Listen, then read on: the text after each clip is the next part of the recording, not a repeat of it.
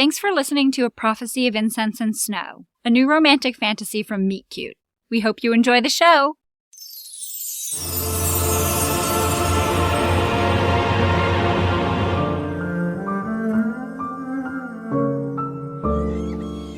The next morning, it was time for me to leave the Green Valley. In case it rains, there's a fresh cloak in this pack, dearie. And a hunk of cheese and some apples in here. Grandla, send a raven when you get to the Defiants so we know that she's made it safely, Wises, I don't know how to thank you. I feel so lucky that... The pleasure was ours, dear. Will I ever see you again? Oh, of course! Yes, the stars as our witness. Till next time, my old friends. Though my hands were shaking as I saddled Starkrit, I was focused on my journey ahead. You ready? I am. Then brace yourself.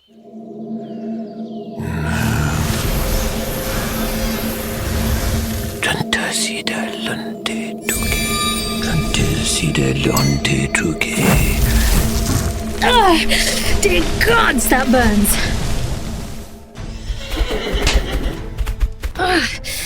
Why did that hurt? You're going to experience new sensations as we get further and further from the Enchanted Hollow. Everything painful has been kept from you. What was that? Oh dear. We have some work to do. That was only a crow. Don't laugh at me. I've never heard one or seen one before. It's only natural to be startled. Oh, wait till you hear the wolves howl at night. And so my journey with the strange old wizard began. I trusted him because the Wises did. I want you to tell me everything. Every single thing that has been kept from me.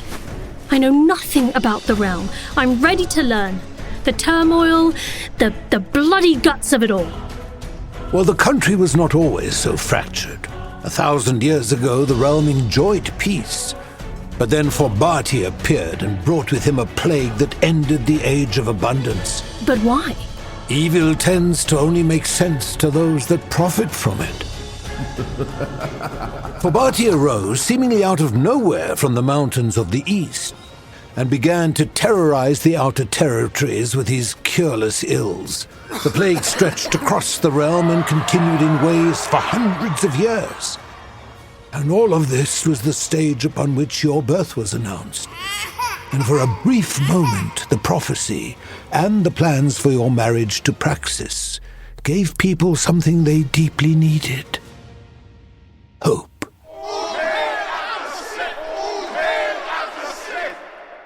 Grandla told me of the world I belonged to, but had never known. How Praxus and his army would surround villages, cutting them off from their water supply, letting them die of thirst if they did not all pledge their allegiance to his crown. But the Defiants started to push back. They were barely a handful of strangers when they first came to me, but I've watched them grow in numbers and conviction. This new victory over Praxus was the sign many needed to join. And the victorious? This Walker? Barely 21 when he enlisted.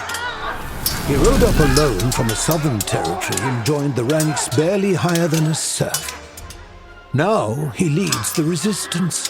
Walker's near-death blow against Praxus was a mystery that baffled everyone, including Grandla.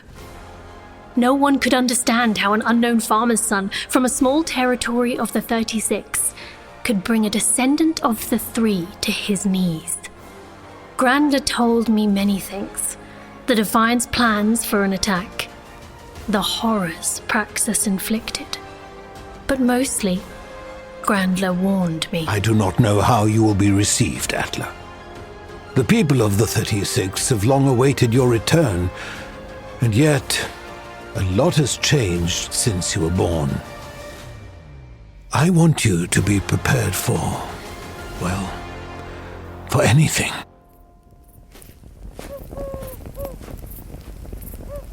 Grandla, I'm cold and hungry. Many in the realm are. Ugh. Life outside of the Green Valley is exhausting. Discomfort usually is. I've started to wonder if I've made a horrible mistake. Atla, we must stop Praxus? That's not what I'm questioning. I'm just wondering if I can be the person you need me to be. Atla. I've never even been hungry before. Don't you see? I've lived the lie of comfort while others suffered. What can I possibly do to help now? When the time comes, you will do the right thing. And you will discover in that moment that you are braver than you ever could have imagined. I pray to the gods you are right. As do I. On the 19th day of our journey, Grandler sent a raven ahead of us to announce our arrival. I saw it first, from a distance, the stronghold we were joining. I knew it immediately from the paintings the Wisest had shared with me. Sif Castle. My home. What is left of it, yes. Remember why you are here, Atla. Keep it in your heart. I have returned, and I bring with me a friend to our cause. Atla Sif. People, come now. She's here to help. And I ask that you all welcome her. The Wisest raised me to be beloved. Don't worry. A few need time to get used to you. But don't ignore those that bow just because you cannot hear them. Everything will look better in the morning.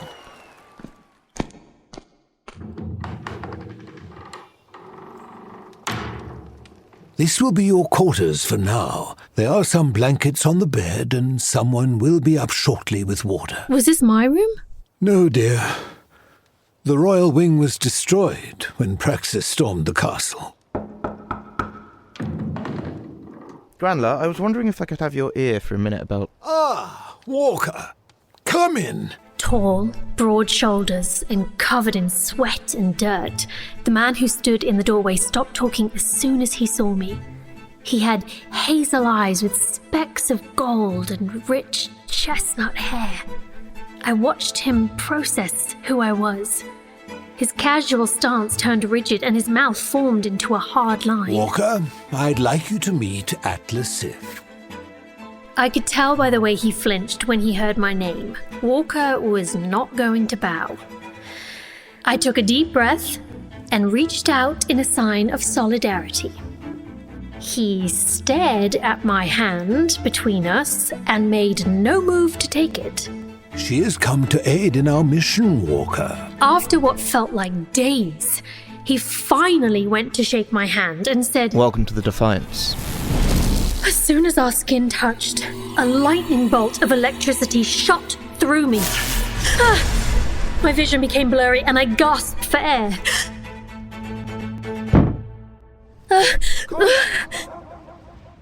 Grandler! Atla. Atla. Walker. No. Atla. Someone get help, she's collapsed. Atla, wake up. Atla, wake up. Atla, wake up. Grandler! Nurse Vi, she's collapsed. Atla, it's okay. Walker, don't worry.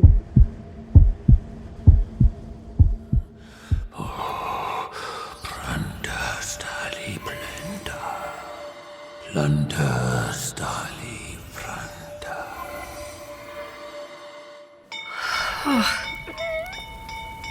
Oh, there you go, dear. Come back to us now. The large woman placed a wet rag on my forehead. Where am I? Who are you? Nurse Vi, dear. How are you feeling? My head hurts. Oh, that's to be expected. You've been out cold for about 2 days now. What? 2 days? I shot up onto my elbows, but blood rushed to my head and the room began to spin. Oh, easy now. No need to overdo it. The nurse put a warm hand on my shoulder and gently pushed me back down. She's awake. Finally. Maybe now we can have our meetings outside of the infirmary. Charming as a bag of rubbish as always, Fancy. I rolled my head to see who was talking. Staring out the window, Walker, no longer covered in sweat and dirt, stood with his back to the room. Next to him, Looking at me with disdain was a tall young woman with a long, bright white braid down her back. They were both wearing brown fighting leathers and covered in weapons. Walker turned towards the room, but still did not look at me, only Grandler. Can she walk? Slowly, but she should be able to. She needs more time here, another day at least. Whoa. Wait, we don't have that sort of time. Let's move her to my room. We can at least have our meetings there until she can get around on her own. Something in the way they spoke of me made my blood boil. I sat up again, ignoring the sudden dizziness as I flung my feet onto the floor. I don't need your help. Whoa. Oh, watch out. The princess has decided she can do something. I dug my nails into the cot I was on as my body swayed from the quick movement. Grandler, what happened? You were knocked out by a clash of spells. An echo of spells, to be exact. Walker was seared deeply across his abdomen by a death spell from Praxus when they battled. The wound has healed, but still contains traces of Praxus's dark magic. And the binding spells, dearie, connecting you and Praxus are the most powerful that I've ever seen. I don't understand. Praxus has creation magic, and it appears he left a trace of darkness in Walker, which is at odds with the light magic of the love tether between Praxus and yourself, causing some sort of rift that shocks your system. What does that mean? The two forms of magic are in conflict, disrupting each other. But how could they... You know, that's it. I've had my fill for the day. Walker, find me when you can move freely again. Binding spells are stronger than I thought. I fear my cloaking charms were ineffective. Praxus knows I've left the Wises. Perhaps. And how much longer until the rest of the Defiants arrive? At least a week. How does she know so much of our plans? You trust her with this information, Grandler. I told you, Walker, she's here to help. I watched Walker look me over with contempt. It was clear he hated me. Until the rest of the Defiants arrive and we are ready to face Praxus, you must stay close to Walker. What? Why? I know this is a lot to take in, but I need you to listen. The spells appeared to be interrupting each other, causing some sort of scrambling effect. As long as you two stay close, Praxus should not be able to sense your location or have entry to your mind. I'm worried that being outside of the Wise's protection allows the possibility of him influencing your thoughts. The truth is, we don't know how much access he has.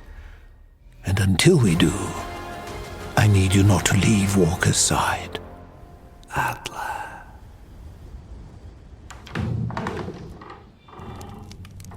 The rest of the day was hell. This is your room? Whose was it before? Had your bed moved up here. Worried I took your parents' room. No, I know the royal wing was destroyed. And how does that make you feel, princess? To know that your parents fled in the night and left everyone else to die. Atla, this is Vansa, my head of security. The pleasure's all mine. Oh, so the princess has a little bite to her after all. You can call me Atla. Whatever you wish, your highness. Vansa, why are you here? Just received word from Tagus. Get this, he wants to meet you. Tagus? What in the world could he possibly want to talk about? He didn't specify, but he said it was of the highest importance. Asked to meet in the morning. I'm sorry, who is Tagus? What business is it of yours? Relax, Vansa. Tagus is the son of one of the 9. He's from the 4th house, and he's entitled and foolish, and has shown no interest in helping the Defiants. One might say he'd prefer a realm dominated by Praxus. Go, Vansa. Leave us, and send word that I'll meet with Tagus in the morning. Okay, but I want her in the ring before the meeting. I need to see what she can do. Sunrise? We'll be there. Really? Bye. You better be.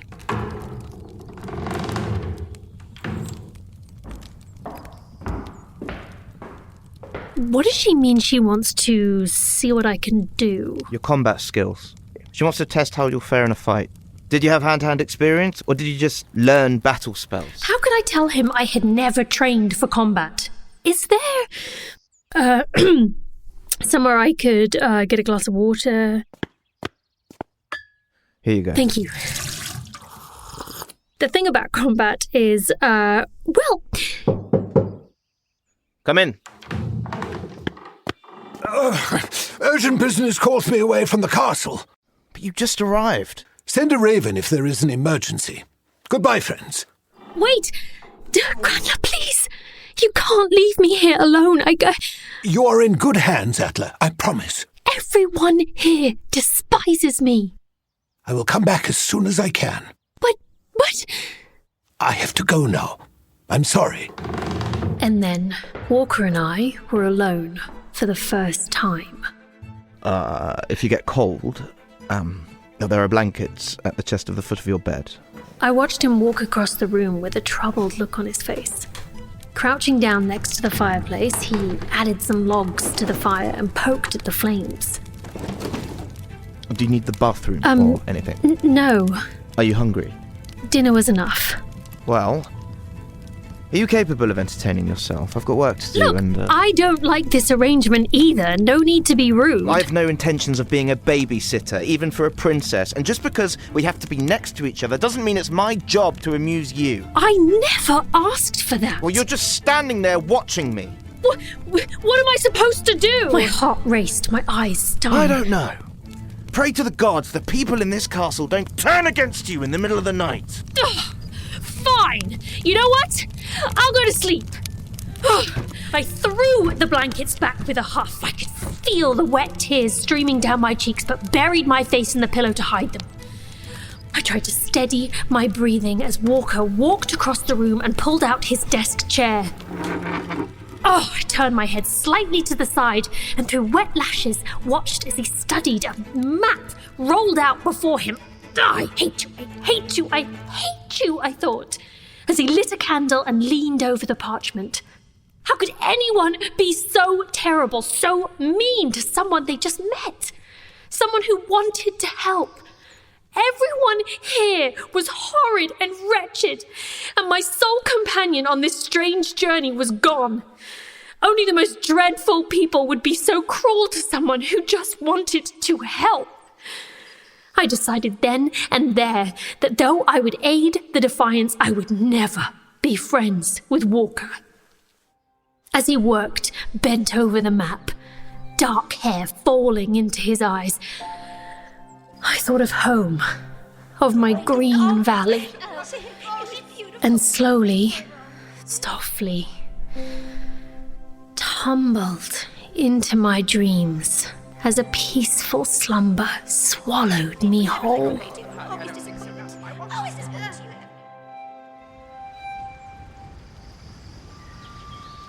Atla.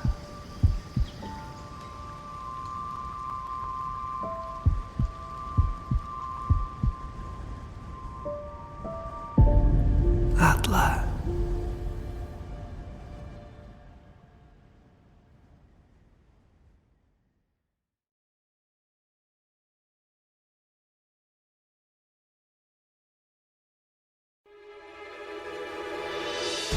Thanks for listening to A Prophecy of Incense and Snow. Looking for more great stories? Remember to hit the follow button on Spellbound. And for more love stories right now, follow Meet Cute on your favorite podcast app for a new rom-com series every month. Subscribe on Apple Podcasts for access to Meet Cute's full catalog.